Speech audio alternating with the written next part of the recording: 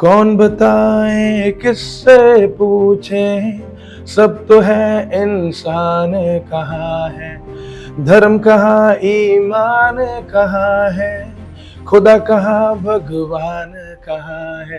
Classical music देखा भी जाए तो अगर आप ही बताएं कि इसकी कितनी ज्यादा इम्पोर्टेंस है हमारे म्यूजिकल इंडस्ट्री में। क्या हम क्लासिकल म्यूजिक उस तरीके से सीख रहे हैं? ज्यादातर उस्तादों ने इसको लिमिट कर दिया है। इसको जितने भी संगीत के बड़े घराने रहे, उस्ताद के, पंडित्स के, तो उन लोगों ने अपने बच्चों तक सीमित रखा है इस म्यूजिक को। वॉइस डिफरेंस पे थोड़ा बात करते हैं। आवाज सबकी अलग ही होती है। आतिफ असलम को सुनते हैं, नुसरत फतेह अली खान इतने लेजेंडरी रहे हैं, उनको सुना। एक महेंद्र कपूर जी थे, वो तो मतलब ये कुछ एक अलग सी आवाजें हैं। उस समय ना गाना बजाना बहुत अच्छा हुआ था। वो महफिलें होती थी शाम के, सारे जाते थे, अच्छे अच्छे लोगों में बैठते थे। जब आप बैठोगे शेर के साथ, फिर आपकी शेर ही आओगे जब तुम साजना, अगना फूल खिलेंगे। चाहे एक रिक्शा वाला है या कोई आईएएस ऑफिसर है, तो उनकी सोच के हिसाब से वो अपना म्यूजिक चुनते हैं। वो मान लीजिए रिक्शा वाला कहेगा मैं तो भोजपुरी गाने पसंद करता हूँ। तो अभी जो चल रहा है, तो वो मेंटालिटी सारे स्टेट्स का ही है, वुमेन ऑब्जेक्टिफिकेशन। तो उसके लिए तो इंटेलेक्ट होना पड़ेगा, इंटेलेक्चुअल होना बहुत जरूरी है। उसके लिए मोरल वैल्यूज बच्चों को सिखाओ। हम सिखा ही नहीं रहे, हम उन्हें बोल रहे बस पढ़ो। पढ़ना क्या है ये बताओ ना उन्हें। ट्रिग्नोमेट्री सीख लेने से जाती तौर पे औरत का सम्मान करना नहीं आएगा। हमने क्या चुना? हमने बिल्कुल कोहड़पन चुना, क्रेंज।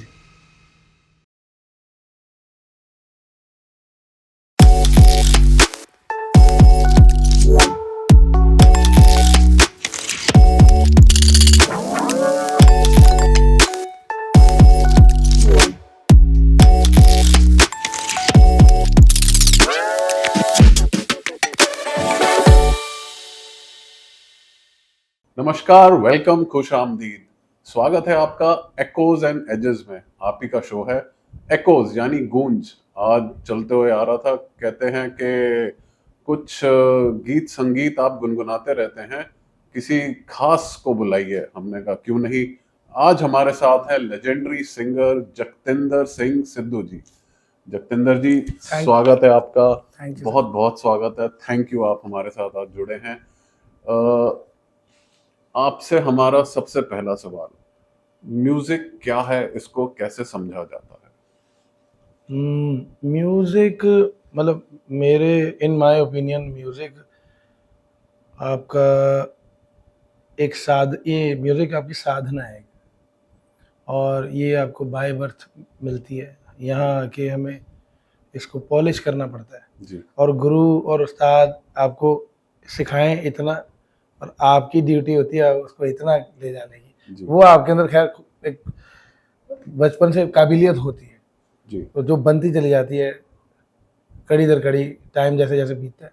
तो जितना आपका संगीत पुराना होता रहता है और आपका जो सीखने का तरीका है वो भी साथ में इजाद करना होता है। ओके, हमने जैसे बहुत से अगर मैं शब्द यूज करूं, जॉनरा म्यूजिक में सुने हैं, इंडी, रॉक, पॉप, जैज, उसके बाद जैसे सूफी, क्लासिकल तक एक फॉर्म ऑफ म्यूजिक है जो बहुत पुराना है। तो इसमें हम कैसे फर्क समझे? कोई आम बंदा बैठा है, वो गाना सुन रहा है, बहुत पसंद आ गया उसको, बट वो कैसे समझे कि मैंने पॉप सॉन्ग सुना? या ये आप थोड़ा समझाइए हमको। एक तो आपने नाम लिया रॉक।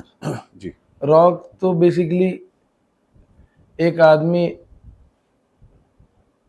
कहना चाह रहा है कोई बात, मतलब एक पहलू को उजागर करना चाह रहा है, और वो एक रेवोल्यूशनरी चीज़ है।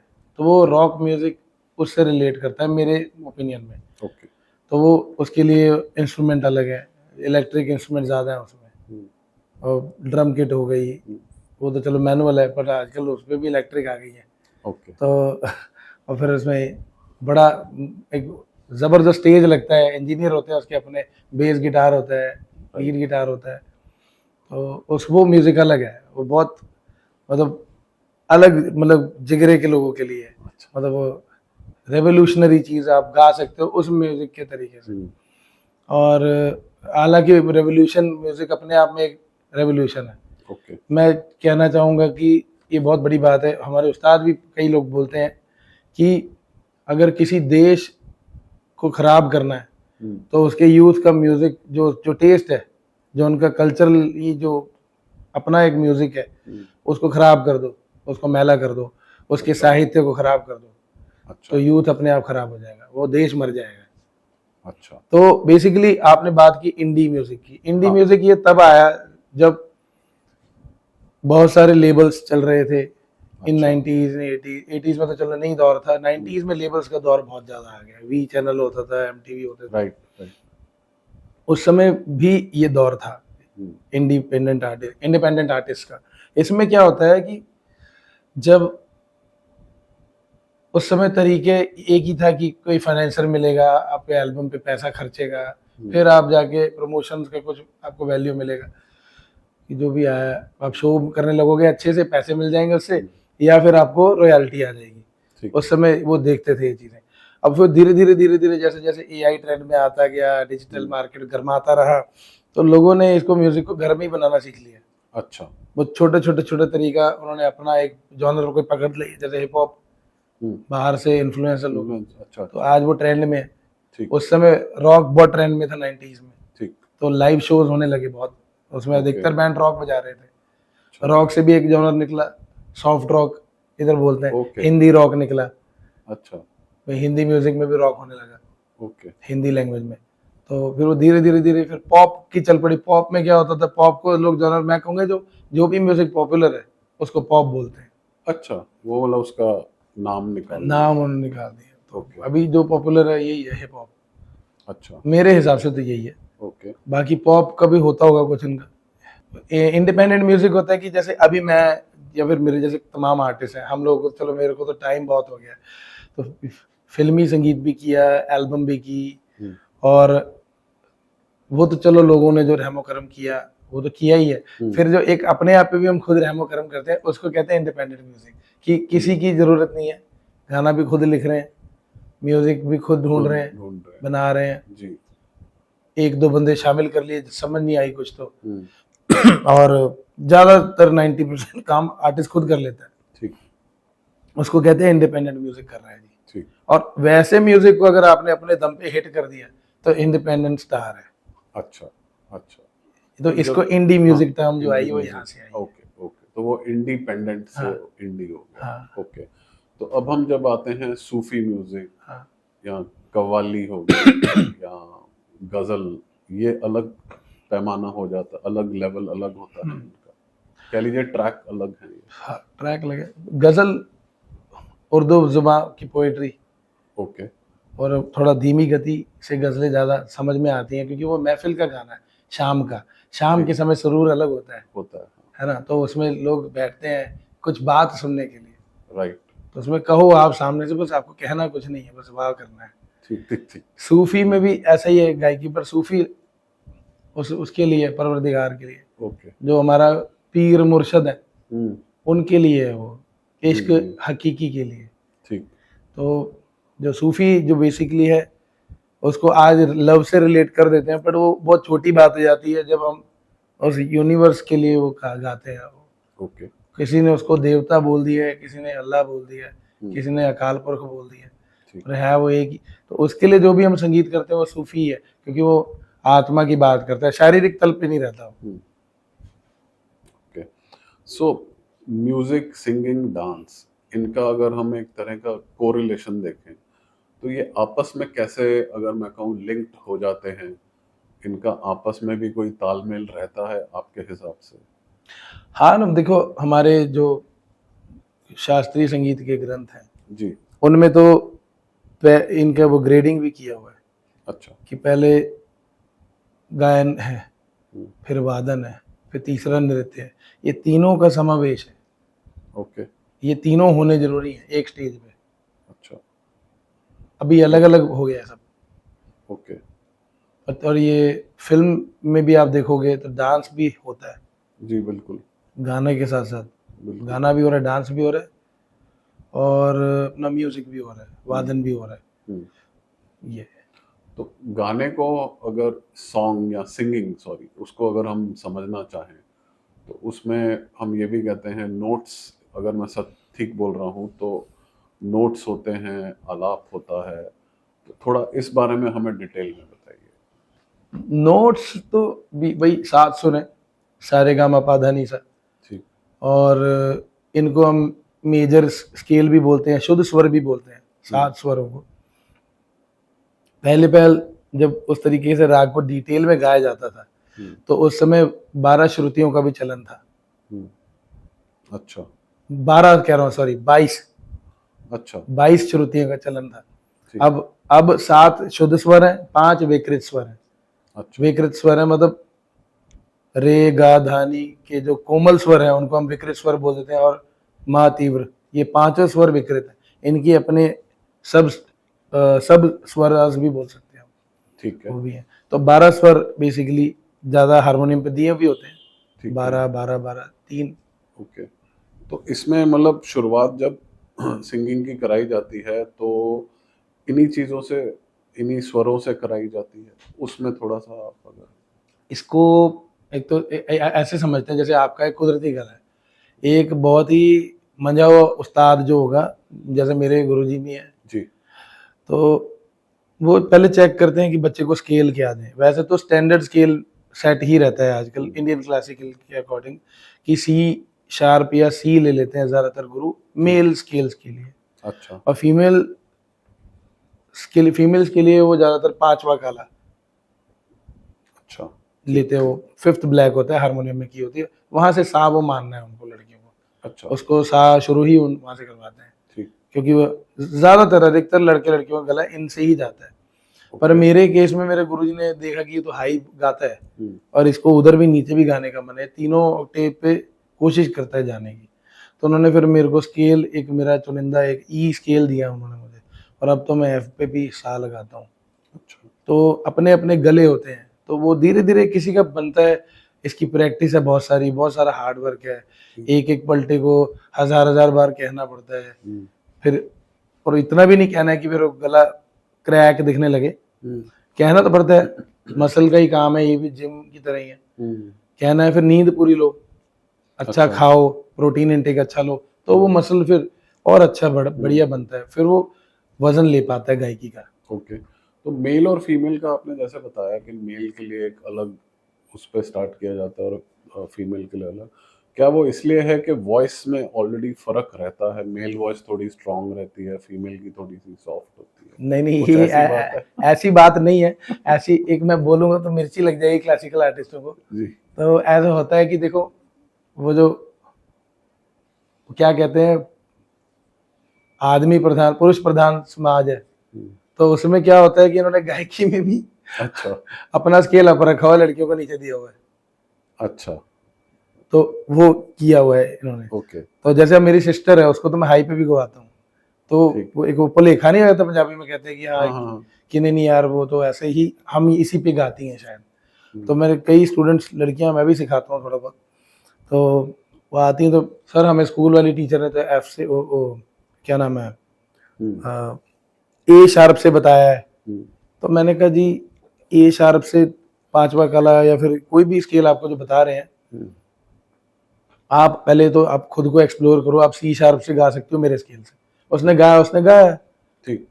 तो आपको तो जो उन्होंने बताया, वो एक दूसरा पॉइंट ये है कि मेजोरिटी के हिसाब से भी बताते हैं कि अब लड़कियां कम है, ज्यादातर रेशियो यही होता है, 3 ही लड़कियां होती है म्यूजिक क्लास में, 10 लड़के होते हैं। अब उन 10 लड़कों के साथ वो 3 लड़कियों को कोई मेल नहीं है, फिर वो कहेंगे बेटा मेजोरिटी के साथ चलेंगे।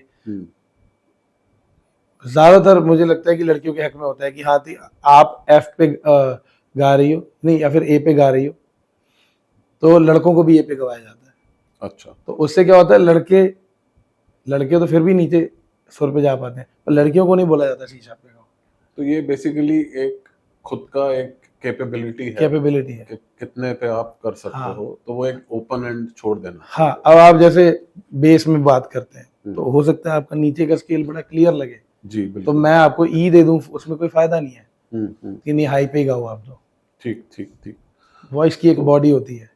अगर थोड़ा आप बताएं, जैसे सी शार्प, ये शब्द अगर आप बता सके कैसे सी शार्प में जो हारमोनियम के अब इजी लैंग्वेज में बता देते हैं, सी शार्प में जो 2 बटन होते हैं ब्लैक कलर के, अच्छा। पहला black, second black, third black, fourth black, fifth black.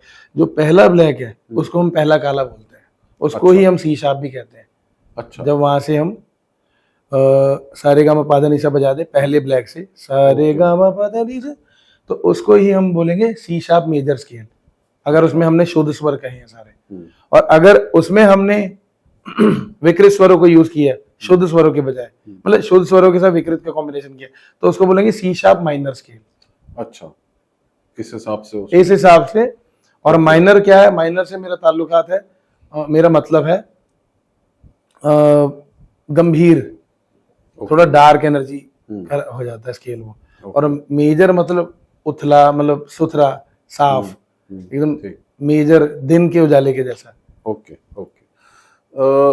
चलिए बात करते हैं क्लासिकल म्यूजिक की। क्लासिकल म्यूजिक देखा भी जाए तो अगर आप ही बताएं कि इसकी कितनी ज्यादा इम्पोर्टेंस है हमारे म्यूजिकल इंडस्ट्री में। क्लासिकल म्यूजिक की बहुत इम्पोर्टेंस तो है, पर क्या हम क्लासिकल म्यूजिक उस तरीके से सीख रहे हैं? ओके। उसके ऊपर भी बहुत, उस पर भी मैं आता हूँ।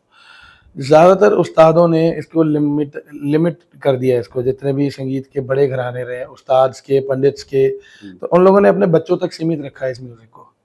अच्छा। बाहर से, फॉरेन से लोग आ रहे हैं सीखने, गाड़ियां ले लेके गिफ्ट कर रहे हैं उनको, वो उनको उस तरीके से नहीं सिखाते हैं। क्यों? उनको डर रहता है कि इनसिक्योरिटी है कि हम अपने बच्चे को अच्छा सिखाएंगे, अभी पीढ़ी दर पीढ़ी है, फिर हमारे बच्चों के पास कौन आएगा। ठीक ठीक ठीक। तो उन लोगों ने जितने भी घराने रहे हैं, चाहे वो कोई भी घराना रहे, लालच, इनसिक्योरिटी आया तो उन्होंने म्यूजिक उस तरीके से पेश, मतलब सिखाया नहीं। और जो सिखाया भी, तो ये अपने अपने एक्सपीरियंस है लोगों का कि वो सिखा कैसे है, ये एक एक्सपीरियंस पे सिखाया जा रहा है कि मतलब मैंने जो फील किया वो जरूरी नहीं आप फील करोगे सुर को लेके।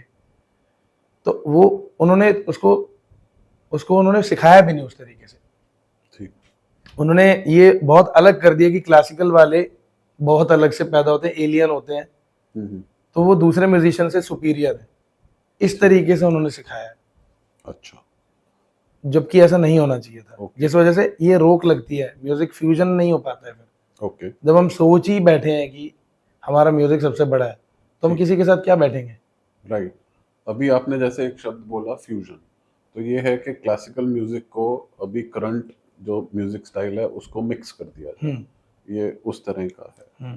तो इस पे फ्यूजन में भी असर पड़ जाता है, आपको लगता है कुछ ऐसा? देखिए, ये फर्क पड़ा है क्या? देखिए अब क्या होता है कि अब एक ही मार्केट में घूम रहे हैं, तो उस मार्केट की सब्जी ही आपको पता होगी। जी जी बिल्कुल। अब आप 2 मार्केट घूमेंगे तो उसका भी पता कर लिया आपने। राइट। 3 में घूमेंगे तो तीसरी का भी पता लगा, और आपको तीनों सब्जियों का भी ज्ञान हो गया, आपने बना के खाई, बड़ी स्वाद लगी, अलग अलग विटामिन थे सबके। जी जी।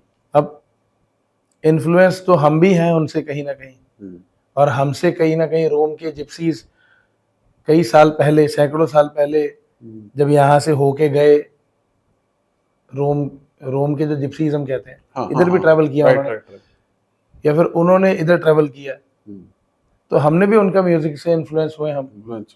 और वो आप उनको सुनोगे जाके लगेगा इंडियन क्लासिकल गला है, ये तो बिल्कुल वैसा ही गा रहा है। उनके पॉप म्यूजिक में बात है वैसी वाली, विब्राटोस गाते हैं वो भी। और फ्यूजन की जहां तक मैं बात करूंगा, फ्यूजन बहुत ज़रूरी है। ये तो ब्रिटिशर्स के टाइम से, वो जब आए थे उन्होंने कब्जा किया इस सिंधु घाटी पे। अच्छा। सब अलग अलग स्टेट थी, अपना अपना म्यूजिक कल्चर था सबका, इन्होंने सबको बंधक ही बना लिया, सबकी सोच भी बंद कर दी। अच्छा, तो फनी बात भी है, तो इन्होंने हसू अद्दू खान साहब को बुलाया कि तुम इस एरिया के गवैये हमारे असेंबली में गाओ आके।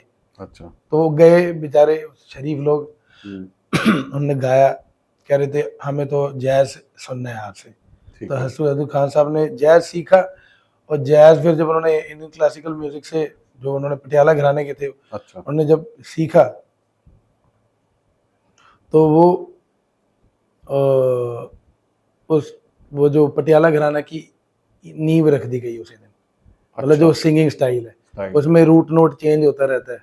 अच्छा। इधर इन्होंने राग चेंज, समझ बना के राग चेंज करने, रागदारी वो गायकी का ही बना दिया कि की एक नहीं रखेंगे। तो ओके। वो बड़ी डिफरेंट और मुश्किल गायकी है ओ, पटियाला गायकी, तो वो मतलब अलग ही बन गया, अलग ही बन गया एक वो। तरह से नया चीज डिराइव हो गया। हाँ हाँ, ओके तो ओके। ये फ्यूजन होने जरूरी है, कुछ नया हाँ, आता है। वो मतलब ये तो चीज फिर एक ऑटोमेटिक बनी गई, हम्म, वो इनोवेट हो गया। जाकिर साहब ने भी किया। अच्छा। जाकिर साहब ने जाके कितने सारे फ्यूजन किए बाहर। आज ओके। तबले की पहचान है कि हम्म, तबला इस तरीके से भी बनता है। बनता है, हाँ बिल्कुल बिल्कुल नहीं तो पहले लोग बैठकी में तबले को सुनते थे बस।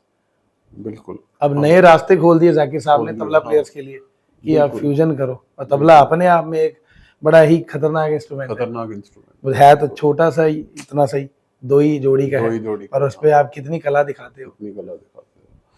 पंजाबी म्यूजिक ये भी माना गया है कि हाई पिच पे गाया जाता है, और इसको अगर हम कंपेयर करें बाकी हमारे भारत के रीजन से, तो उसमें आप क्या फर्क देखते हैं? उनके बारे में सारों का थोड़ा एक बताइए। थोड़ी सी बात लंबी हो जाएगी।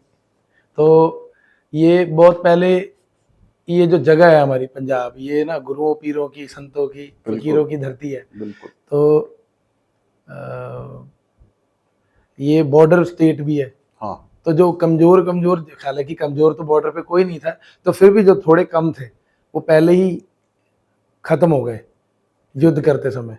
तो जो बचे, जो वो मोस्ट सर्वाइवल थे, स्ट्रॉन्ग जो ज़्यादा थे। फिर जब बाहर के सल्तनत के लोग आते थे, तो या फिर गोरे भी आए, तो ये पंजाब को नहीं बंधक बना पाए जल्दी से। अच्छा।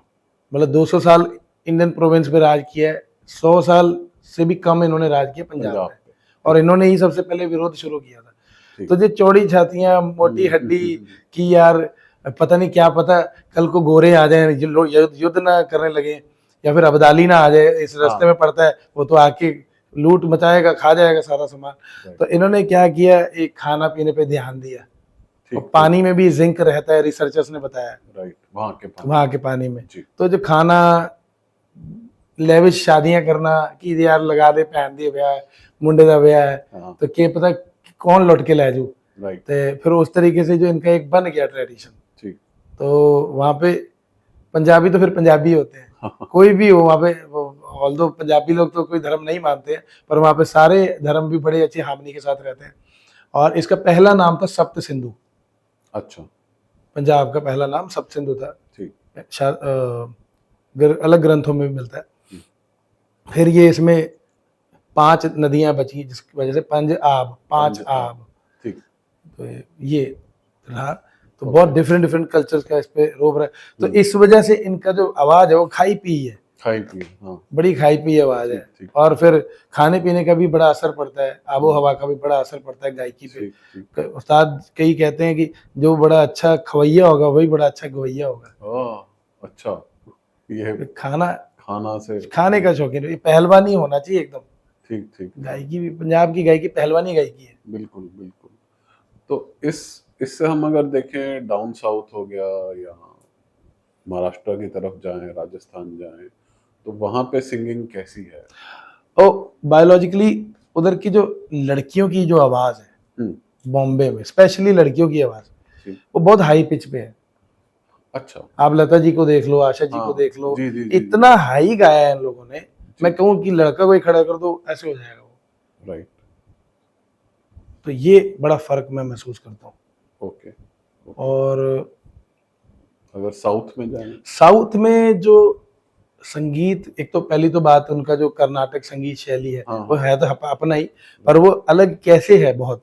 एक तो ताल प्रधान है, ताल पक्ष बहुत मजबूत है उनका, उसमें कोना कॉल आता है, कोना कॉल, उसमें वो टाइम सिग्नेचर्स को सिखाते हैं अलग अलग। ताक धीमी ताकिट, ताक धीमी ताकिट, ताक धीमी ताकिट, ताक धीमी ताकिट, ताक धीमी 1 2 3। अच्छा, 1 2 3 4। तो अपने यहाँ इसका उल्टा है, ती ती ना धी ना, ता उधर है उसका उल्टा, ताकिट ताका धीमी ताकिट, ताका धीमी ताकिट ताक। अपने यहाँ उल्टा है, ती ती ना धी ना, मतलब वो उसमें 3 काउंट पहले है, चौथा 4 बाद में है। अपने में 4 पहले 3 काउंट बाद में, उल्टा हो। तो हाँ, तो वजन का फर्क है। अभी इधर के किसी गवैये को उनकी ताल पे वो हो सकता है आदत में नहीं है, नहीं है, हाँ हाँ, तो फिर उसको पहले वो सीखना पड़ेगा। अच्छा, तो वो ताल पक्ष है, उसके उनके राग, अपने राग सेम है, बट काफी काफी सेम भी है, पर नाम अलग है। ओके ओके, और उनकी वो हाथ ताली खाली वो हाँ लेके हाँ, चलते हैं, राइट तो वो उनका ताल प्रधान गायकी है, राइट, ताल से वो बड़ा है। और गायकी जो उनकी है फिर वो मींड वाली गायकी है, ओके,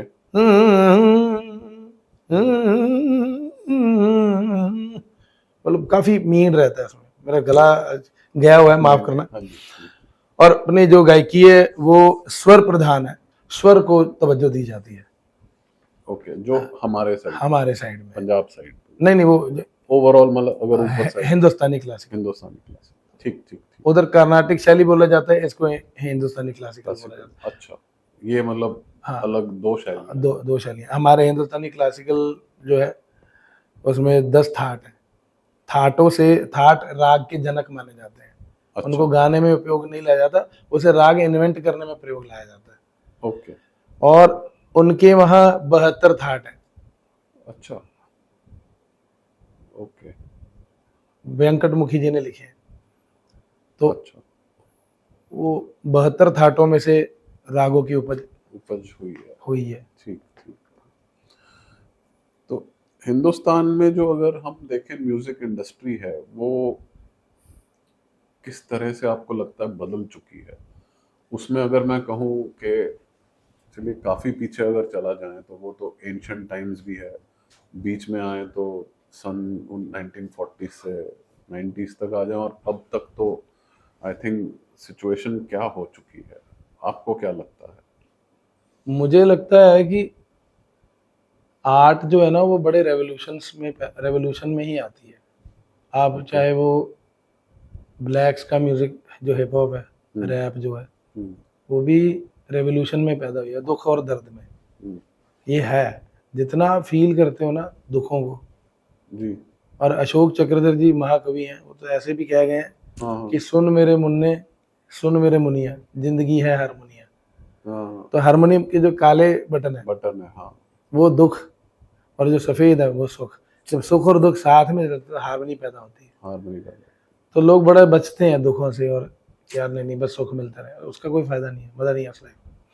दूसरा, जो चेंजेस आए हैं वो रेवोल्यूशंस आते रहे तो म्यूजिक भी ज़्यादा अच्छा होगा, इन्फ्लुएंस होगा।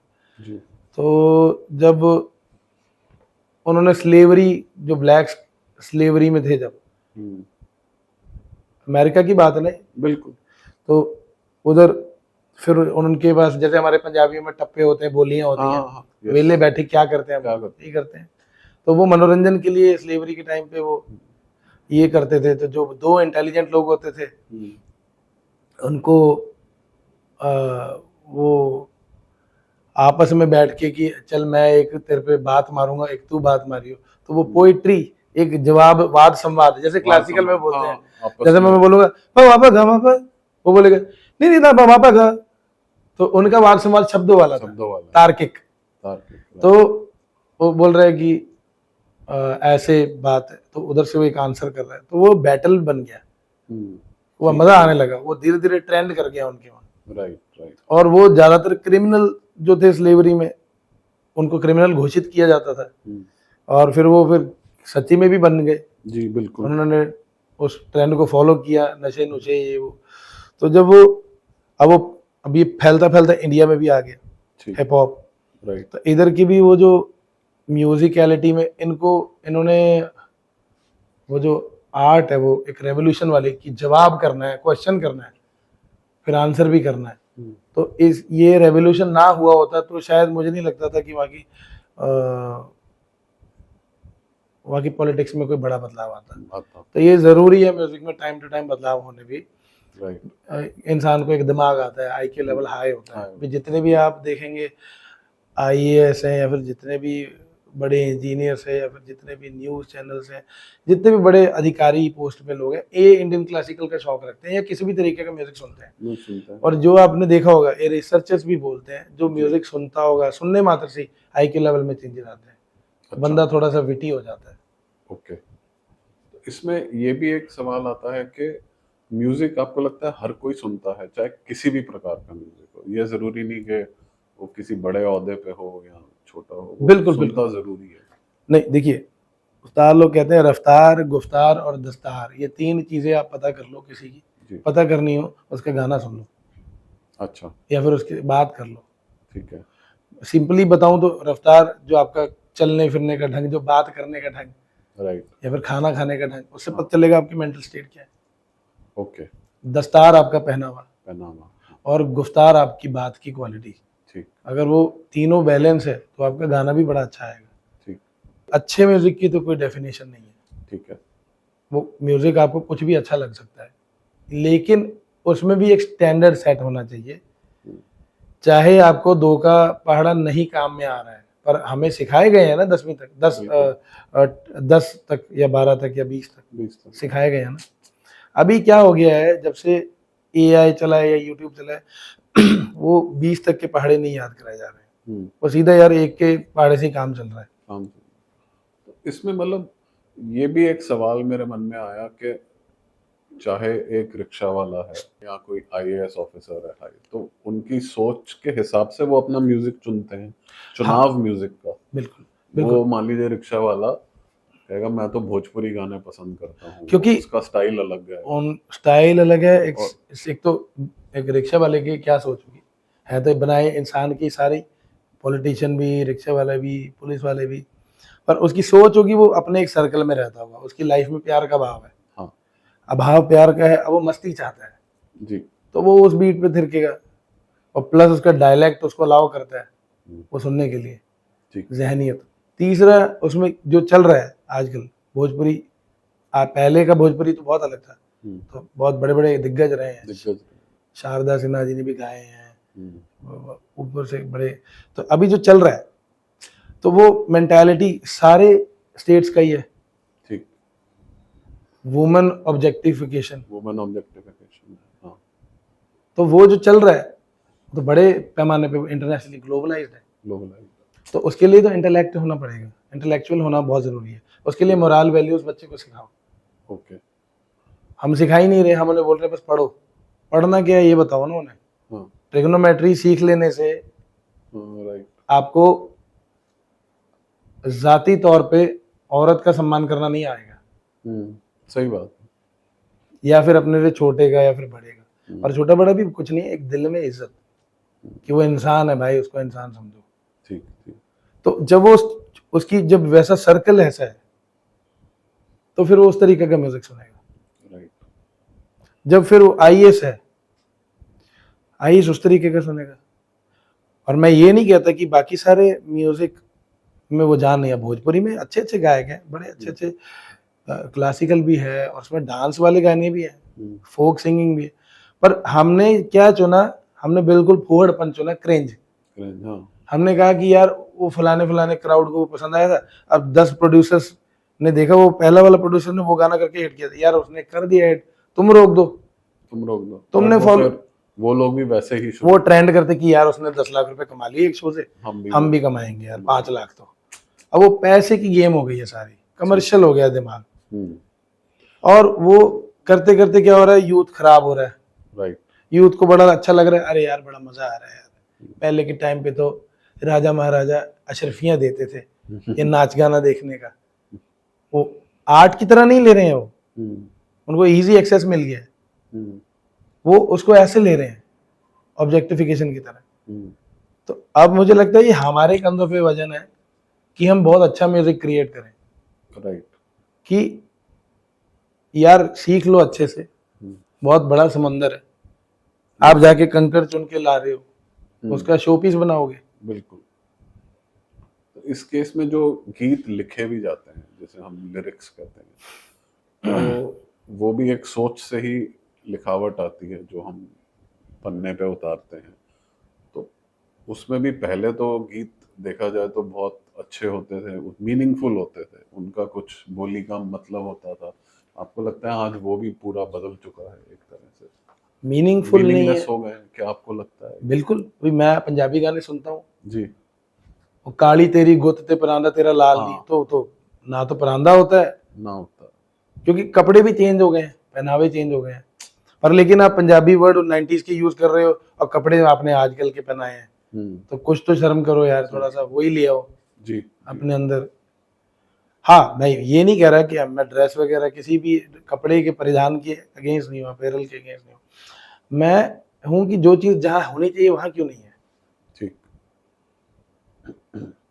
सेम चल रहा है हर जगह, मतलब ऐसे कोई भी क्योंकि ये कमी, फिर मैं वहीं आ जाऊंगा।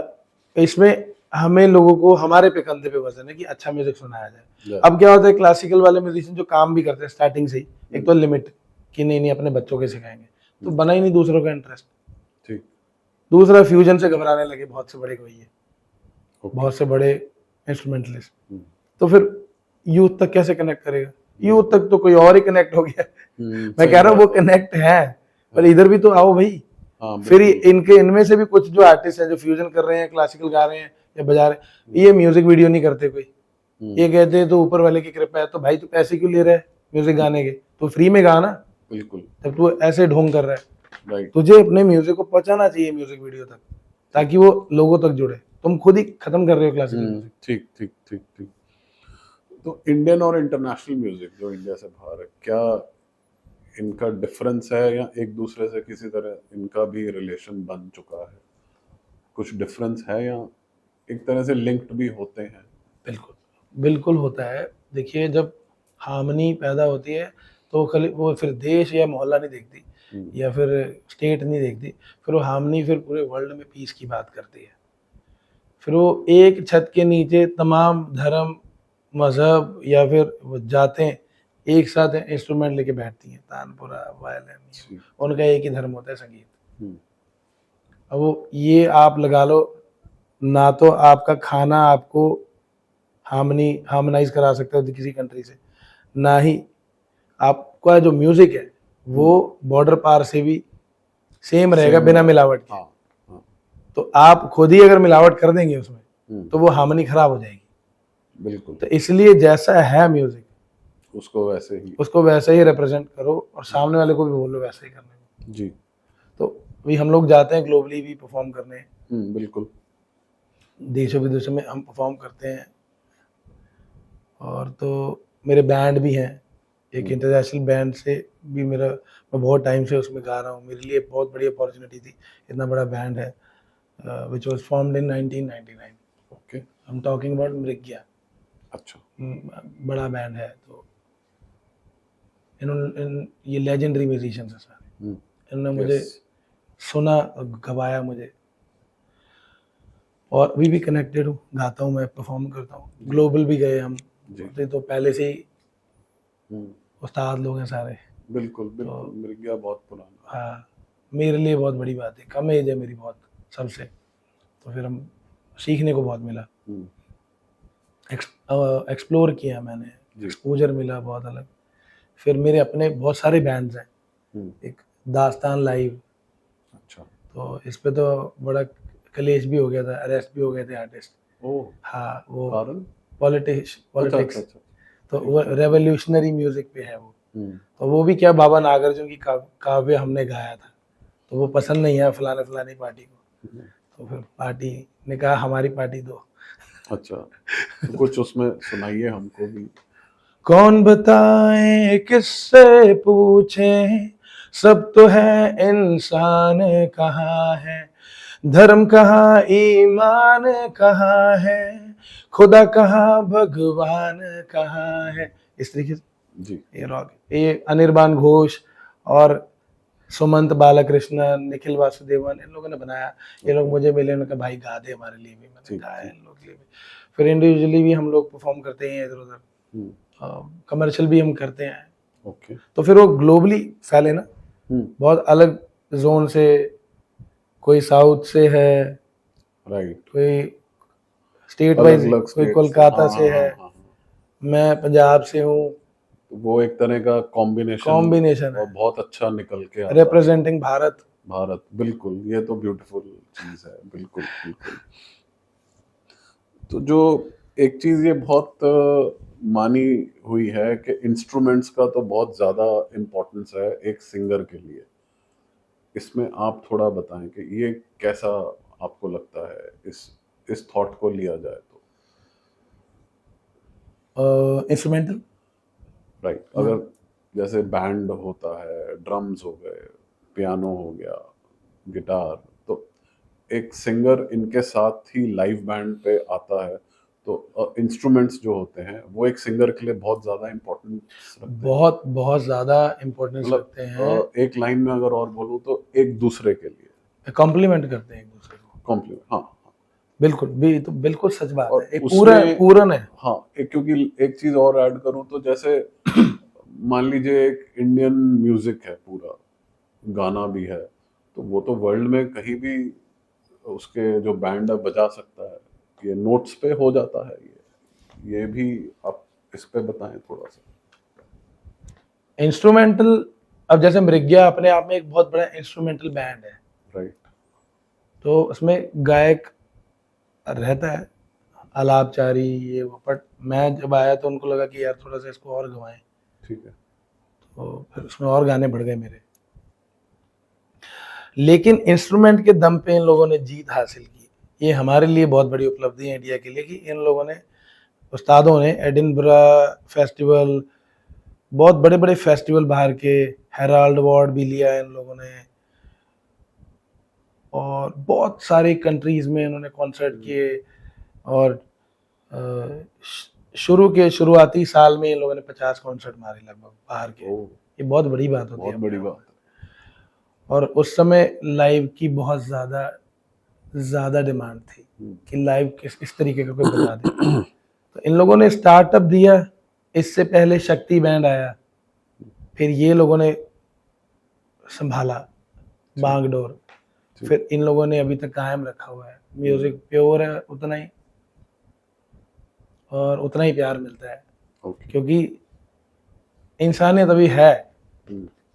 मैनुअल अगर कोई सुन पा रहा है तो इंसानियत अभी है, पेशेंस लेवल अभी भी है, बट पेशेंस स्पैन कम तो हुआ है एआई की वजह से, क्योंकि जो आप 1 घंटे का कॉन्सर्ट सुनने के लिए टाइम निकालते थे, और वो 3 मिनट में आपको सुनने को मिल जाता है। दूसरी बात, रहना सहना स्पीड में हो गया है, सबकी जॉब का एक टाइम फिक्स है, एक वो मतलब लोग शॉर्टकट ढूंढते हैं कि जल्दी से एक जादू टोना सा हो जाए, 2 मिनट का स्पॉटिफाई पे ठक ठक ठक ठक, चलो सुन लिया, अरे वाह बहुत बढ़िया, रूह तृप्त हो गई। वो फिर महफिल खत्म हो गई।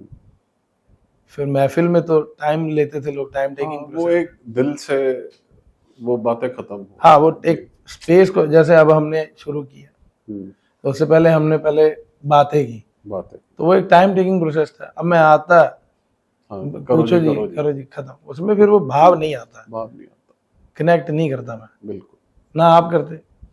सच बात है। तो एक जैसे इंटरकनेक्शन ऑफ सिंगिंग अलग अलग लैंग्वेजेस में, जो कि मैं जानता हूँ आपने गाया है, तो आई थिंक ये म्यूजिक एक ऐसी चीज है उसमें लैंग्वेज भी एक बाधा नहीं रहती, इसमें कुछ ऐसा बिल्कुल आप बताएं। बिल्कुल, मेरी एक दोस्त है, नॉर्वेजियन फोक गाती है, वो बाहर से है, नॉर्वे से ही है, बहुत अच्छी म्यूजिशियन है। और इससे पहले 2013 में भी मैं ग्रैमी नॉमिनीज के साथ भी परफॉर्म कर चुका हूँ, और वो भी नॉर्वे से ही थे। और तो मेरे को नाम इनके लेने नहीं आते, क्या पता नहीं क्या बोलते हैं इनको, ट्रोंडीम सोलोइस्ट। अच्छा। तो ये ऑर्केस्ट्रल ग्रुप है, चेलो एंड वायलिन का। अच्छा। मैं, हो सकता है मैंने प्रोनाउंसिएशन में थोड़ा पंजाबी वो आ जाता है, तो जी, कोई बात, उनका अलग होता है बोलने का स्टाइल। जी, कोई बात नहीं। तो वो इन लोगों ने बहुत अच्छे से, मतलब जैसे मृग्या ने ही मेरे को मौका दिया था, तो मृग्या को इन लोगों ने आके कोलैबोरेट किया। कह रहे मेरे को बोला शरद भाई ने कि जग्गी, आज तुझे 3रा शो है तेरा, बेटे बहुत अच्छे से गाना। तो मैं खड़ा हुआ हूँ आगे इतने सारे दिग्गजों के बीच में, 2012 की बात है, 13 की, फिर गाया। तो फ्यूजन है, अपने आप में बहुत बड़ी बात है। तो फिर उनकी लैंग्वेज मैं नहीं जानता हूँ, नॉर्वे की, वो मेरी नहीं जानते हैं, पर खड़े होने के लिए वो एक तरह से आपका बन गया। संगीत है, संगीत में तो धुन बज रही है तो धुन तो उधर भी सेम है, उसका तरीका अलग होगा। चावल तो उधर भी बनते हैं, उनका तरीका अलग है। तरीका अलग। उज्बेकिस्तान में अलग है, हाँ बिल्कुल। हमारे यहाँ नॉनवेज के नाम पे कुछ एक दो आइटम खाते हैं, हम्म, अब अमेरिका सब कुछ खाता है, सब कुछ खाता है। हाँ बिल्कुल तरीका अलग है, खा रहे हैं सब। बिल्कुल। जो आपने कहा एक पावर चाहिए होती है, ठीक है, प्रोटीन से आती है ये, तो इसमें कुछ हमारे यहाँ और इंटरनेशनली कुछ फर्क पड़ता है? हम अलाप देते हैं या कुछ, इन चीजों पे आपको क्या लगता है? नहीं, सिंगिंग में। इस पे शारीरिक संरचना, आबो हवा, खाने पीने की बात तो मैं कहूंगा ही है ही। ये तो जी। वो लोग ठंडे इलाकों में रहते हैं, बर्फीले इलाकों बर्फीले, में, हाँ हाँ, तो उनको जीने के लिए नॉनवेज खाना पड़ता है, ठीक, और उधर खेती ज्यादा आप कर नहीं सकते। बिल्कुल। तो जब आप खाते हो ऐसी चीजें, जी जी जी, तो फिर आपकी बॉडी, और ऊपर से वो जिम के शौकीन है, वो पहलवानी अखाड़े नहीं होते उनके, जिम होते हैं। जिम, जिम आपको स्टिफ करता है लगातार, ठीक कोर मसल को स्टिफ करता है। ठीक, फ्लेक्सिबिलिटी के लिए अलग एक्सरसाइजेज है उनकी, बट वो सारे लोग नहीं करते। नहीं, हमारे यहाँ योगा शुरू से सारे लोग ही करते थे, यस, पहलवानी हर बच्चा करता था, बिल्कुल, तो वो डीएनए ट्रेवल कर रहा है। अब आगे पीढ़ी जाके हो सकता है स्टिफ हो जाए, राइट, इसलिए सीधी सीधी गायकी चलने लगे। स्टिफनेस से क्या होता है, आपके कोर मसल आपको एक पर्टिकुलर नोट हिट करने को देते हैं, उसकी लोच को खत्म कर देता है, अच्छा, उसके घुमाव को, मुर्की लगाना है, ये वो मसल उसमें इन्वॉल्व नहीं होता। ओके, ऊपर से अब वेस्टर्न इन्फ्लुएंस में भी हम हैं, तो हम उनकी गायकी को ही ज्यादा मान रहे हैं, क्लासिकल तो खत्म होता जा रहा है, और उस तरीके से खाना भी खत्म हो गया है। अब वेज को बिल्कुल तवज्जो नहीं दी जा रही है, नहीं दे रही। अभी ऐड आती हैं, छोटे छोटे बच्चे नॉनवेज, हाँ सच बात। हाँ, उसका एक बड़ा रोल है वेजिटेरियन का भी। तो और इस पे जैसे कुछ आप आलाप में देखे कुछ फर्क बता सकते? अब जैसे वेस्टर्न में हे ओहो, इसमें बहुत ज्यादा घुमाया नहीं है आवाज, ये एक वेस्टर्न स्टाइल है, ठीक स्टिफ बॉडी से हेड नोट तक, ठीक, बहुत ज्यादा घुमाने की गायकी नहीं है। ओके, स्केल्स में भी बहुत डिटेलिंग नहीं, बट अपने क्लासिकल में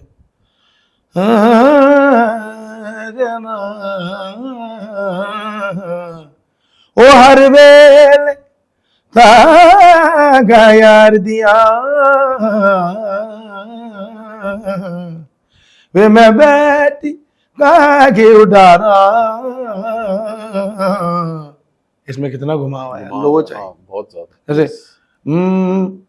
आओगे जब तुम साजना, अगना फूल खिलेंगे, स्टाइल चेंज हो गया बिल्कुल, तो, क्योंकि वो एक तो एक्सरसाइजेस भी ऐसी, योगा है, और अपना पुशअप्स, उसमें भी पूरी बॉडी रीढ़ की हड्डी ऐसे जा रही है, फिर आ रही है, उसमें दंड बैठक लगाते थे गुरुकुल के टाइम पे, सारे बच्चे लगाते थे, वही डीएनए ट्रेवल कर रहे हैं हमारे में। बिल्कुल। फिर वेजिटेरियन फूड भी बहुत अच्छे से खाते हैं हम लोग, जिस वजह से वो फ्लेक्सिबिलिटी रुकती भी है, जिस वजह से क्या होता है, वो कोर मसल पूरा इन्वॉल्व होता है मुर्की को कह देने में, ठीक, किसी अगर सही उस्ताद से सीख लिया जाए तो क्योंकि डायफ्रेगमेटिकली गाते हैं ना, पेटी से कहते हैं, पेटी से गाओ, क्योंकि यहाँ से ऊपर तक, हाँ, वो इसको पंजाबी में कहते हैं धुनी, हाँ, हिंदी में कहते हैं धुनी, राइट, वो धुनी को क्या सही नाम दिया पंजाबी में, धुनी से कनेक्ट, ओके, ध्वनि, हाँ हाँ हाँ हाँ, राइट।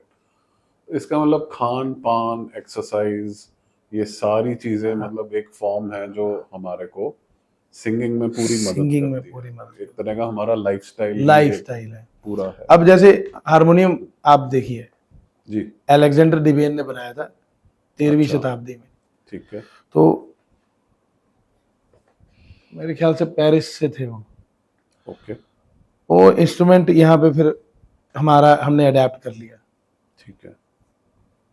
ये अब इंस्ट्रूमेंट ऐसा इंस्ट्रूमेंट, एक तो मैनुअल है, कोई भी इंस्ट्रूमेंट मैनुअल जो है वो एसी के हिसाब से चलते हैं, एसी अब ज्यादा है तो वो उतर जाएगा, थोड़ा गर्मी में ज्यादा रखे तो चढ़ा हुआ साउंड करेगा, अच्छा, तो अब क्या है कि वो फ्रीक्वेंसी उसकी सेटल नहीं रहती, पर्टिकुलर फ्रीक्वेंसी, सेम हमारे शरीर का भी हिसाब, तो इस वजह से भी गर्म फूड, गरिष्ठ भोजन जिसको कहते हैं नॉन वेज या फिर ये मसालेदार, ज्यादातर आर्टिस्ट इसलिए वो सपोर्ट कहते हैं कि अंदर से गर्माहट बनी रहती है बॉडी की, अच्छा, अब कुछ लोग तो प्राणायाम भी करते हैं ताकि वो बैलेंस रहे, सबके बस का नहीं होता है वो, नहीं होता, हाँ। तो ज्यादातर आर्टिस्ट आपको मोटे मिलेंगे, हाँ हाँ, जैसे जो पुराने गवैये हैं। पुराने नुसरत फतेह अली हाँ खान वो तो साहब, खैर खान वो साहब तो के तो बहुत बड़े, बहुत लेजेंड है। बहुत बड़े सिंगर। तो वो तो किसी के साझे नहीं है, वो सब वो तो यूनिवर्स के साझे है। बिल्कुल किसी मतलब ऐसे दो देशों के साझे नहीं है वो, तो बिल्कुल यूनिवर्स की आवाज है। बिल्कुल बिल्कुल। देखा जाए तो जैसे अब हम देखते हैं आजकल के समय पे आ जाते हैं, अगर देखा जाए फिल्म म्यूजिक और जो हम लाइव म्यूजिक है, इसमें आपके हिसाब से क्या अंतर है? लाइव का तो बिल्कुल ही एक हम इंटरकनेक्टेड है, सामने सिंगर को देख रहे हैं। देखिए इसका भी मैं बताना चाहूंगा कि जैसे हमें ड्रामा ऑफ नोट्स क्रिएट करना होता है, अच्छा, कि हम भी करते तो प्लेबैक ही हैं, ठीक। बस हम लोग आवाज के थ्रू करते हैं, वो लोग सामने दिखते हैं इन फ्रंट, एक्टर एक्ट्रेस, नायक नायिका के संबंधों को एक राग यमन के आलाप से दर्शाना, हे रे ना, मतलब इसलिए मतलब अरे आज बड़ी खूबसूरत लग रही है मोहतरमा, वो कहते हे रे ना, कोई देख लेगा देख ले। तो ये प्लेबैक है, अरे, इसके बैकग्राउंड में सीन के चल रहे हैं, हाँ, वाद संवाद, ओके, तो ये आलाप भी उस तरीके से पेशकश। अब उस वो क्लासिकल फीका पड़ता पड़ता पड़ता पड़ता वेस्टर्न स्केल्स भी मिक्स हो गए, ये भी हो गया वो भी हो गया, अपना भी लोगों ने दिमाग चलाया। ठीक। एक म्यूजिक इंडस्ट्री इंडियन में जो बॉलीवुड ने मुकाम हासिल किया, उसमें काफी हद तक काफी चीजें पीछे भी छूट गई। इन्होंने जिंदा रखने का भी कुछ काम किया, पर ला नहीं पाए उस तरीके से। कुछ गवैये रहे भी हैं जो आए, ओके, तो क्योंकि वो ट्रेंड के हिसाब से फिर करने लगे कि हमें पैसा बनाना है, जी जी, क्योंकि लोन पे सबके बच्चे हैं, पालने हैं सबने, अंदर से तो बोलते होंगे ये भी कि यार हम क्या कर रहे हैं, क्या कर रहे हैं, हाँ, तो अब हुआ क्या कि अब वो जो लाइव म्यूजिक जो 90s में उदित नारायण साहब, कुमार सानू साहब ये कर रहे थे, ये लोग तो लाइव भी बहुत अच्छा गाते थे, सिंपल सॉन्ग को भी ये बहुत एग्जैक्टली सुर में, क्योंकि सुना बड़े अच्छे लोगों को, गायकी सुनने से भी आती है, सुनने से भी आती है। फिर थोड़ा रियाज भी इन लोगों ने किया अपनी आवाज को मेंटेन रखने के लिए, उस्ताद हैं, लेजेंड है तब के। और फिर अब जो पीढ़ी आ रही है वो ना तो रियाज करती है, ओहो, बहुत कम लोग हैं जो रियाज करते हैं, क्योंकि वो एआई ने एक तो गुरुमुख विद्या खत्म कर दी कि आप गुरु से, हाँ गुरु पे जाके सीखो, आपका डिवोशन डेडिकेशन सब खा लिया, कि किसी के प्रति हम लोग उतने उदार थे, किसी के प्रति हम उतने भाव रखते थे कि हम उनको बहुत प्यार कर सकें, हमारा उस्ताद है वो। तो अभी वो यूट्यूब आ गया, यूट्यूब ने इज्जत ही खत्म कर दी म्यूजिक टीचर की, तो टेक्नोलॉजी ने। जी जी जी।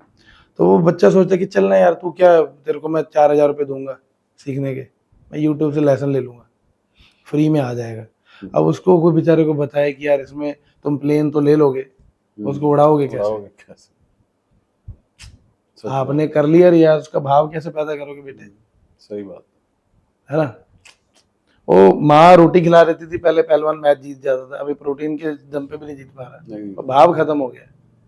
भाव भी तो बात करते है ना, भाव की बात है कि नहीं है? बिल्कुल सही। इंडिया से जब हमारे आर्मी मैन लड़ते हैं तो खाली ये थोड़ी उन्होंने ट्रेनिंग की है, वो भाव है, कि यार हमें यार ये करना है, जीत फतेह करनी है। ठीक ठीक। कुछ सर गीत हमें सुनाइए। गीत, अच्छा सुना, मैं अपना ही कोई फेवरेट सॉन्ग सुना? बिल्कुल मेरा ही खुद का है। जरूर सर।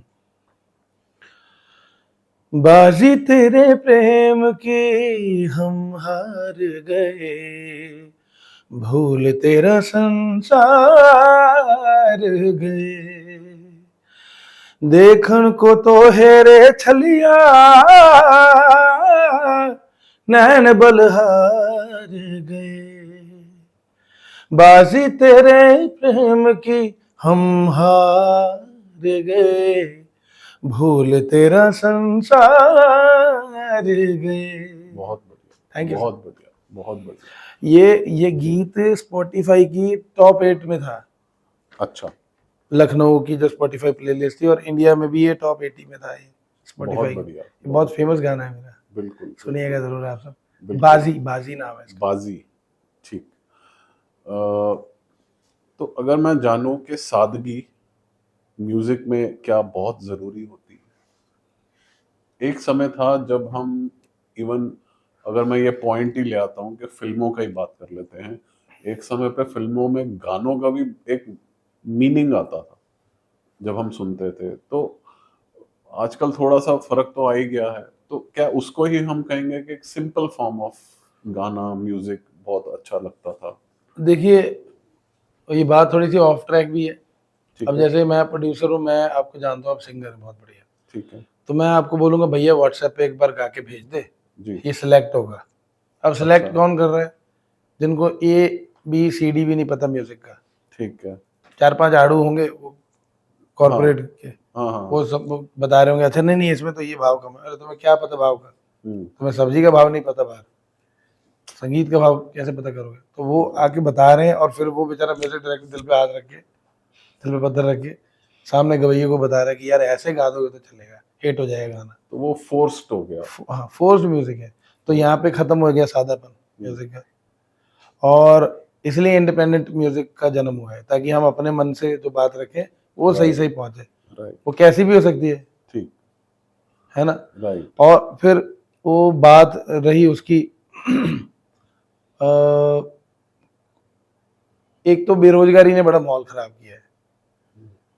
और बेरोजगारी, फिर वो जो भी बेरोजगार है वो सारे मेरे को गाना गाना है, फिर वो सीख के थोड़ी आएगा, उसको तो मेंटल स्टेट ही वही है, वही वो साधना के स्तर तक नहीं जाएगा। नहीं यार। वो कहेगा मैं 3 मंथ्स का इसमें क्रैश कोर्स कर लूंगा, जान लूंगा कितनी कीज होती है बाजे में, वो भी नहीं जानेगा खैर, तो कहेगा कि मैं पता कर लूंगा उसने कैसे गाया, नाक से गाया, मुंह से गाया, उतना मैं करके कॉपी।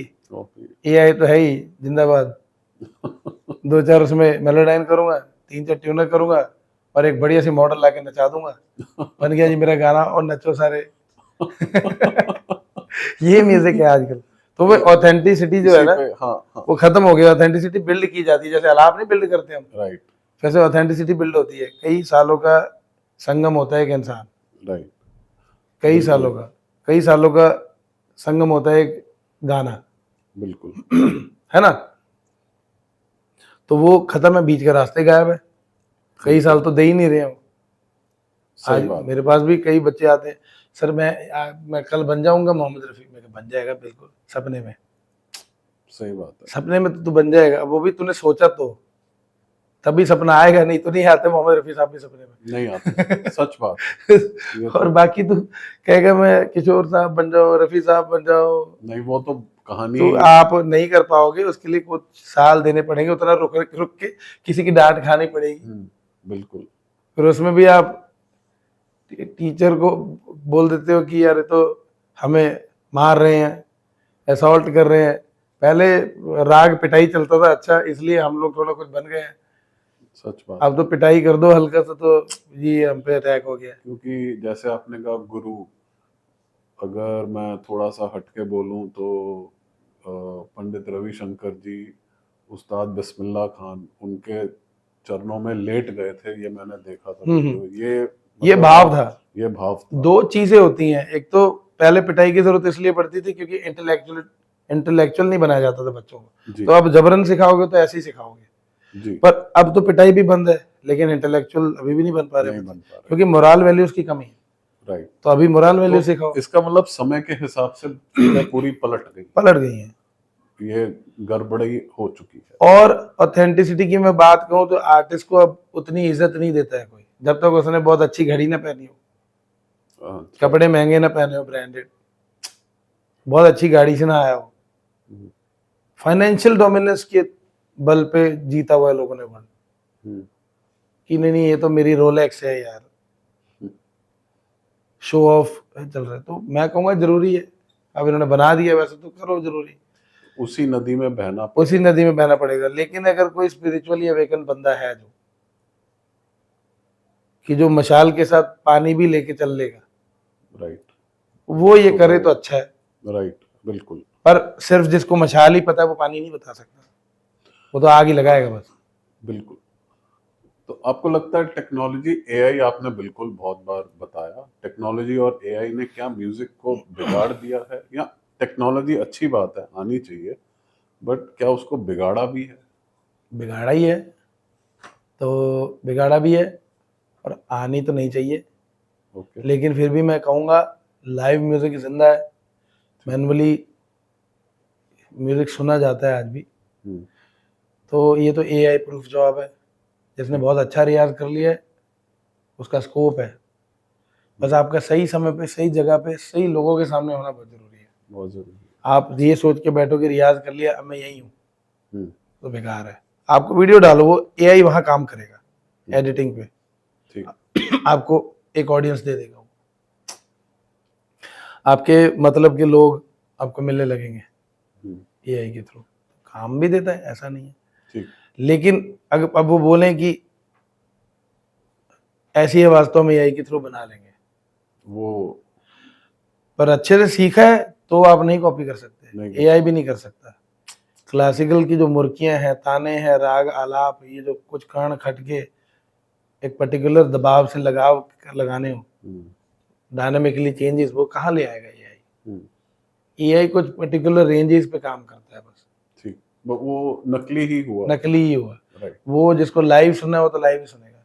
राइट। मैं तो कहता हूँ हम लोग को तो और महंगे हो जाना चाहिए, क्योंकि लाइव की तो वैल्यू बढ़ जाएगी। बढ़ जाएगी, सच कह रहे हैं। वॉइस डिफरेंस पे थोड़ा बात करते हैं। आवाज सबकी अलग ही होती है, बट हम जैसे आतिफ असलम को सुनते हैं, नुसरत फतेह अली खान इतने लेजेंडरी रहे हैं, उनको सुना, या एक महेंद्र कपूर जी थे, वो अरे गाते थे, तो वो मतलब क्या ये ही कुछ एक अलग सी आवाजें हैं जिनकी आवाज कहते हैं ना कानों में पकड़ी जाती है और एकदम हम बोल देते हैं। बट कंपैरिजन किया जाए, किशोर साहब अलग थे, लेकिन ये अनट्रेंड सिंगर थे, इनकी ट्रेनिंग नहीं ली थी। तो कुछ इसमें बताइए। जैसे आतिफ असलम सुनिए, आप एकदम पकड़ के बोल देंगे अरे ये तो आतिफ असलम की उस गा समय ना रहे हैं। गाना बजाना बहुत अच्छा हुआ था, हाँ, तो वो महफिलें होती थी शाम को, ये सारे जाते थे, राइट। अच्छे अच्छे लोगों में बैठते थे। जब आप बैठोगे शेर के साथ तो फिर आप भी शेर ही हो। हम्म, अब एक शेर के बच्चे को आप एक उससे कम स्तर के जानवर, जिस जो बलहीन हो, उसके साथ छोड़ दोगे तो उसका लड़ाई का तरीका भी उसके जैसा ही हो जाएगा, हम्म, सर्वाइव करने का तरीका भी उसके जैसा ही हो जाएगा। जी, तो ये लोग एक तो कुदरती थे, ऊपर से दिमाग बड़ा काम का था उस्तादों का। राइट, सबकी अपनी अपनी आमद होती है, राइट। सबकी अपनी स्पैशलिटी है। बागां विच सतिंदर साहब कहते ने, हाँ, बागां विच कई तरीके दे फुੱਲ ਹੁੰਦੇ ਨੇ, हाँ, सब दी अपनी अपनी खुशबू है। खुशबू बनती है। तो पहले मैंने जैसे थोड़ा लिरिक्स का पॉइंट उठाया था, तो जो लिखे जाते हैं लिरिक्स, उस पे भी सोच होती है कि ये किस लिए लिखे जा रहे हैं, क्या इसके पीछे रोमांटिक लिरिक्स हैं, या मतलब लव सॉन्ग है या कॉमेडी सॉन्ग है, ये सब होता है। फिर उसको सिंगर को दिया जाता है, एक पूरा मतलब एक पिक्चराइजेशन करनी पड़ती है। नहीं, आजकल ऐसा नहीं होता है। ऐसा नहीं होता। आजकल सब लोग सॉन्ग बैंक बनाते हैं। जैसे Okay. एक पर्टिकुलर कोई म्यूजिशियन है या फिर जो राइटर है या सिंगर है, तो जैसे मेरे भी मैंने 60 गाने बनाए हुए हैं। ठीक अब है। उनमें से 60 गानों में से उन्हें कोई पसंद आ जाए जी। तो वो देखेंगे यार इस सिचुएशन पे ये सूट हो रहा है, हम्म, ये उठा लेता हूँ। अच्छा, अब स्पेशली नहीं कस्टमाइजेशन नहीं किया जाता, ठीक है। असेंबल नहीं किया जाता कि चले यार वो हाँ, कि आप मेरी ये सिचुएशन है, इस पे आप क्या लिखेंगे, क्या लिख, ऐसा बहुत कम होता है। ये ऐसा तो इंडिपेंडेंटली फिर भी फिर भी आप कर लोगे, राइट, फिल्म के लिए नहीं ऐसा है। उसमें भी 7-10 अजूबे बिठा रखे होते हैं। उन्होंने एक सिंगर पाकिस्तान से पूछा हुआ होता है, हाँ, एक अफगानिस्तान से, एक अमेरिका से, राइट, एक पंजाब से, एक बॉम्बे से ही लोकल उनके, हम्म, एक कोलकाता से। अब इन सब पे प्रोड्यूसर बता रहा है जिसको एक भी म्यूजिक का सुर नहीं पता, नहीं पता। तो फिर वो किसी सिंगर को हाँ बोल देते हैं, चारों पे जिस पे ताली बज गई हो उस पे हिट हो गया। बिल्कुल, बिल्कुल। पर इसमें फिर वो काबिल आर्टिस्ट रह जाता है ओके, कई बार, ठीक, ठीक, क्योंकि वो पूरा ही उन्होंने वो कर दिया क्रेंज राइट, वो रहता कि है। सबको क्या पसंद आ रहा है। अब अच्छे म्यूजिक की हम तो काबिलियत की बात कर रहे हैं, लेकिन अच्छे म्यूजिक की कोई वो नहीं होती है। नहीं होती। बट ये हमारे कंधों पे होना चाहिए कि हम क्या सुना रहे हैं। जनता थोड़ी कहती है मन्नी बदनाम हुई सुनाओ, हाँ, वो थोड़ी कहते हैं, नहीं, नहीं कहते। वो तो खुद बेचारे चाहते हैं हम्म, कि सुनाओ सब कुछ, सब कुछ सुनाओ। सब कुछ। आप खुद सिंगर हैं, आप लिखते भी हैं। अगर हम एक नया टॉपिक उठाते हैं इस समय अभी, के एक सॉन्ग रेडी हो गया, बन गया, अब उसको अगर कोई प्रोड्यूसर डायरेक्टर कहते हैं हमारे को फिल्म में दीजिए, तो थोड़ा इस बारे में हमें ऑडियंस को नॉलेज दीजिए कि ये प्रोसेस कैसे रहता है। आपने जैसे चलिए स्पॉटिफाई तो गाना आया वो एक प्रोसेस अलग होगा, कोई फिल्म का प्रोड्यूसर डायरेक्टर बोले हम आपका सॉन्ग खरीद लेंगे या इसको यूज करेंगे, तो ये कैसे रहता है? क्या ये डिस्ट्रीब्यूशन भी सॉन्ग्स की होती है, नहीं होती है, कैसे, इसमें थोड़ा बताइए। ऐसा बड़ा कम होता है कि आपको सॉन्ग की वैल्यू मिल जाए अच्छे से, लेकिन मेरे को तो मिली है, मैं इस बारे में लकी रहा हूँ कि ठीक मेरे है। 2-4 गाने बिके हैं बहुत अच्छे से। ओके। और पर आपको पहले तो बात, वो सही समय पे सही जगह वाला सही लोगों के सामने होना बड़ा जरूरी है। ओके। आप एक सही बंदा जिसको पता है कि ये फलाने फलाने आर्टिस्ट की क्या कीमत होगी, उसके सामने बैठे हो, कदरदान, जैसा भाई जी ने भी बोला था, कदरदान। तो कदरदान इसकी सही वैल्यू बताएगा आपको। कदरदान आपको ढूंढना पड़ता है, उसके लिए आपको थोड़ा सा हर फन मौला होना चाहिए, थोड़ा रंग होने चाहिए आप में, ताकि आपको लोग अच्छे लगे और लोगों को आप भी अच्छे लगो, तभी आप बैठ सकते हो। फिर आपकी उस तरीके से बात होती है। या फिर आप ऑफिस में जाओगे किसी के फलाने फलाने कंपनी लेवल के, अब वो तो फिर उससे कमर्शियली बात करेंगे, तो बेटर ये है कि उनसे उस तरीके से मिलो कि दोस्ती हो जाए, कि आप अपनी दिल की बात रख पाओ। हाँ। प्रेशर में आप लोग 5 लाख का गाना 5,000 में दे दोगे, अब वो भी अपनी मर्जी से अगर आपने दिया तो चलो समझ में आता है जी। पर अगर आपको किसी ने सारे अपनी बात मनवा ली, और उसमें भी मैं कहूँगा शुरू में नए सिंगर्स को इतना नहीं सोचना चाहिए कि भाई मैं क्यों दूँ, मैं तो इतना चाहिए मुझे, उसमें भी फिर वो अड़ना भी सही नहीं है। अपना म्यूजिक निकालते रहो, 2-4 अच्छे हिट होंगे, मैं तो कहूँगा 100 गाने बनाओ, उसमें क्राउड ऑडियंस जितना भी वो एंगेज होगा, फिर चलते चलते कोई ना कोई आपको मिल जाएगा जी, जो उनके थ्रू ही आएगा। अपना काम मत छोड़ो, जिस दिन कोई मिलेगा बोलेगा कि मैं तेरे को यार 1 मिलियन की प्रमोशन दे दूंगा, ये राइट्स मेरे नाम कर दे गाने के, मैं तेरा नाम क्रेडिट सब दूंगा इसमें, 1 मिलियन की प्रमोशन दे दूंगा। अब 1 मिलियन में वो लेके आएगा 1 मिलियन प्रमोशन, उसमें बचो पहले तो उससे पूछो कैसे देगा।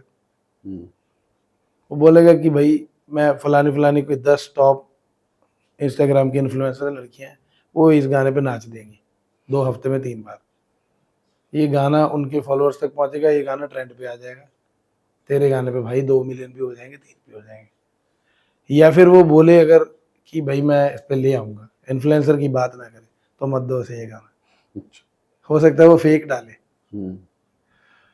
शुरू में तो फेक भी चल जाता है, आजकल जो इन्फ्लुएंसर वो खुद ही फेक है सारी, ये सब दिखाने का ठिया लगाया सबने। मिठाई की दुकान सुंदर है ना, तो उसमें जाके खड़े होके हम खाते हैं कि भाई मेरी कंपेनियन साथ है, मैं अच्छी सी छतरी के नीचे खड़ा हूँ, आइसक्रीम खाऊं, तारे और चंद्रमा भी साफ दिखे उजला, तो वो ठिया लगाया हुआ है, इंस्टाग्राम दुकान है।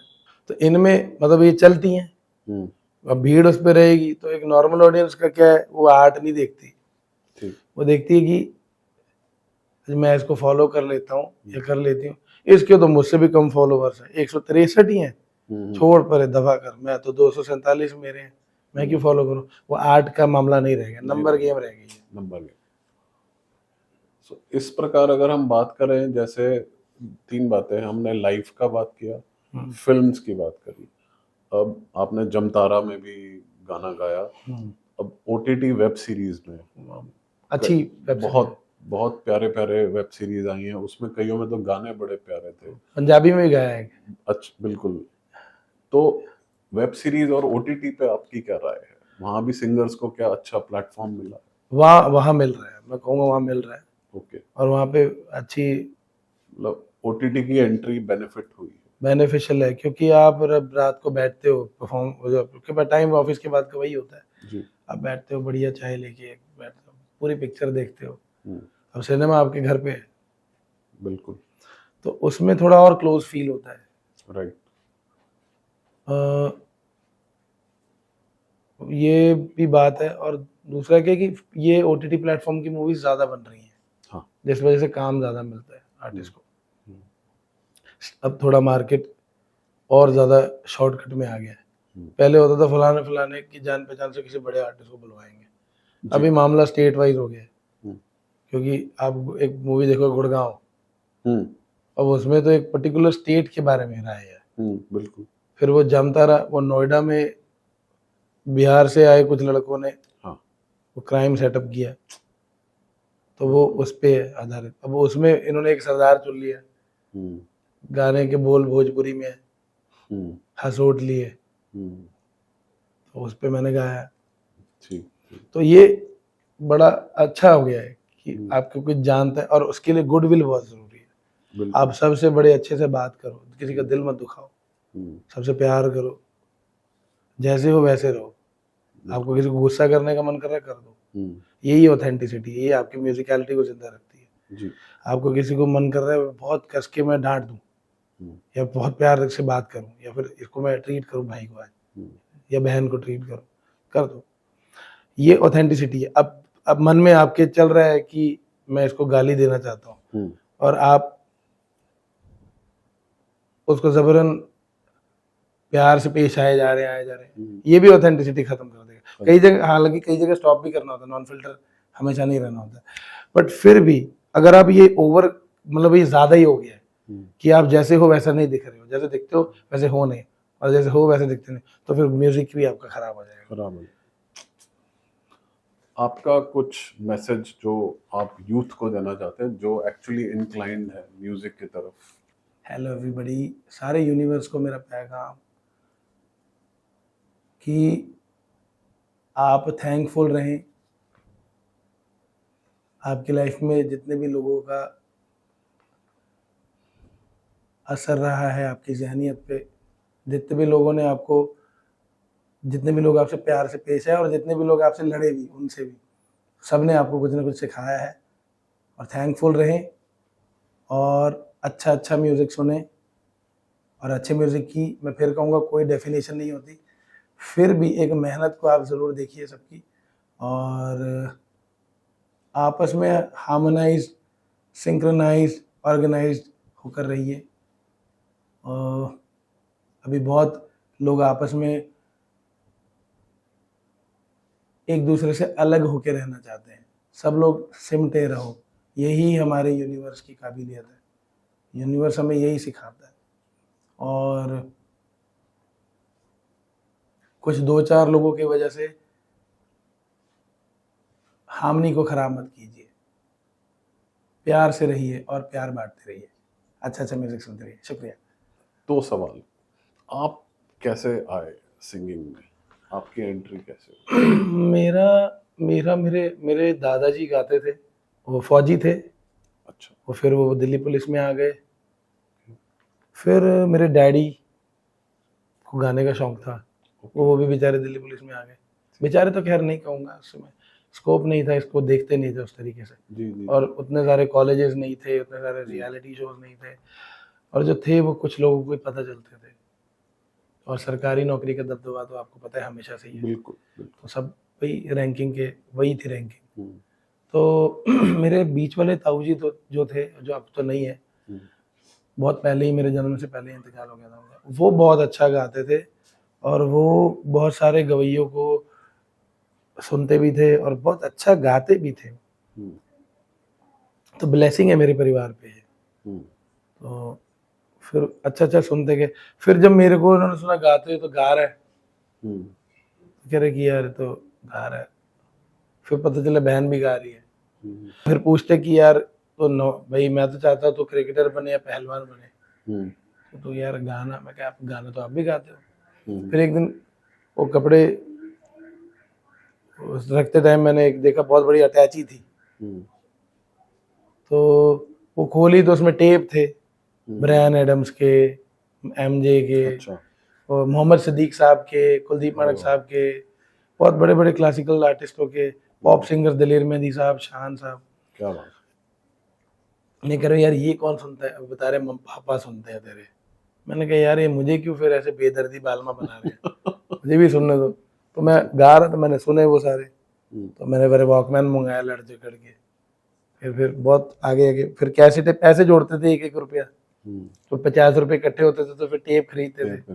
तो वो जैजी बी की, और हरभजन मान जी की, हाँ। गुरदास मान साहब की, फिर जी। जगराते की टेपें भी सुनता था, सुनता था। सलीम सर की, हाँ, मास्टर सलीम साहब, मास्टर सलीम। वो तो मुर्कियाँ वुर्कियाँ बड़ी फेमस उनकी। बिल्कुल, मैंने कहा यार नुसरत साहब को फिर सुना, राइट। तो उनकी कवाली डीडी 1 पे आया करती थी, साबरी ब्रदर्स, साबरी ब्रदर्स, उस्ताद, बिल्कुल। फिर भी भीमसेन जोशी जी का मिले सुर मेरा तुम्हारा। मैं कहा यार तुम बड़े प्रो लेवल के लोग हैं। हम्म, फिर मैंने कहा यार, फिर कॉपी करता था हमको। फिर उदित नारायण साहब को भी सुने जैसे जैसे अकल बढ़ी। ये इन्होंने मुझे पूछ लिया भाई यार तू शाम को कहाँ जाता है रोज।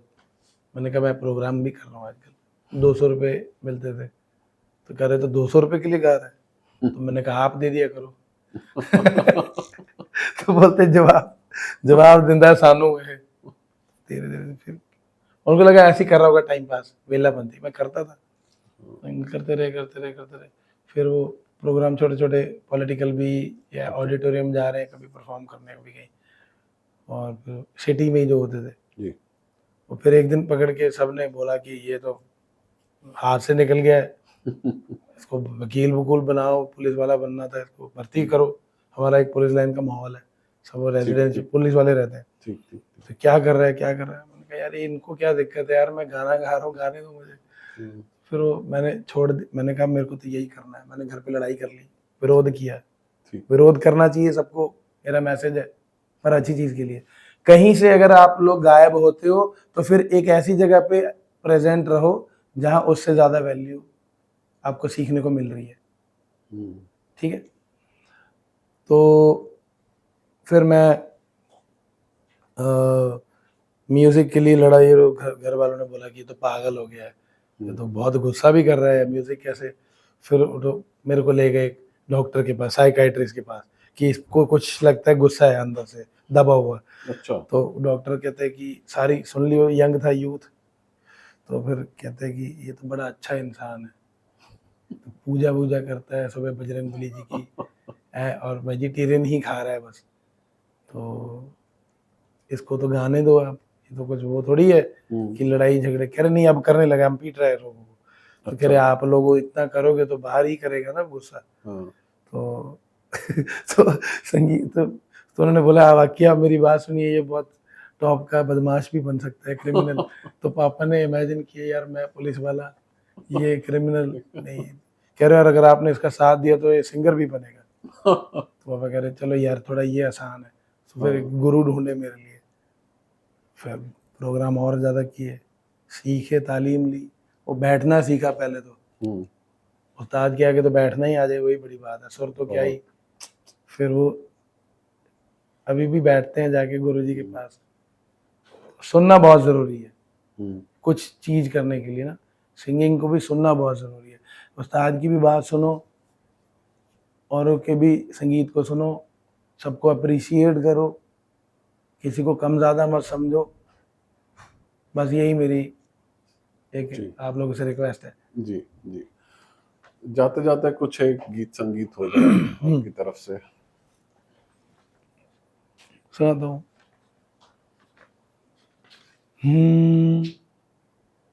गुरु मात पिता गुरु बंधु सखा, तेरे चरणों में स्वामी मेरे कोटि प्रणाम।